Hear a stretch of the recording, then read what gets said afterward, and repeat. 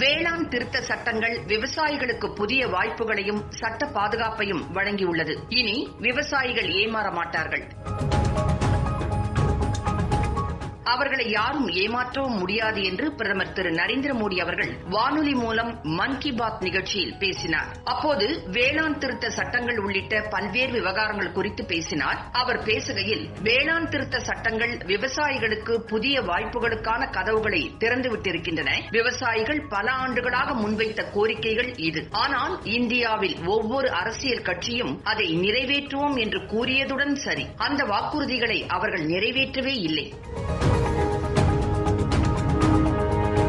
இந்நிலையில் விவசாயிகளின் நீண்டகால கோரிக்கைகளை கவனத்துடன் பரிசீலித்து அவற்றை சட்டங்களாக இயற்றி இன்று நிறைவேற்றப்பட்டுள்ளன. நீண்ட விவாதங்கள், ஆலோசனைகளுக்கு பிறகு இந்திய நாடாளுமன்றம் வேளாண் திருத்த சட்டங்களுக்கு ஒப்புதல் வழங்கியுள்ளது. இந்த புதிய சீர்திருத்த சட்டங்கள் விவசாயிகளுக்கான புதிய சந்தை வாய்ப்புகளை உருவாக்குவதோடு மட்டுமல்லாமல் உரிமைகளையும் வாய்ப்புகளையும் சட்ட ரீதியான பாதுகாப்பையும் அளித்துள்ளன என்றார் பிரதமர். இதற்கு எடுத்துக்காட்டாக மகாராஷ்டிராவின் துலே பகுதியில் உள்ள ஜிதேந்திர என்ற விவசாயி தனது மக்காச்சோள பயிருக்கான 2.85 லட்சம் நிலுவைத் தொகையை புதிய வேளாண் சட்டப்படி ஒரு வர்த்தகர் மீது வழக்கு தொடர்ந்தார்.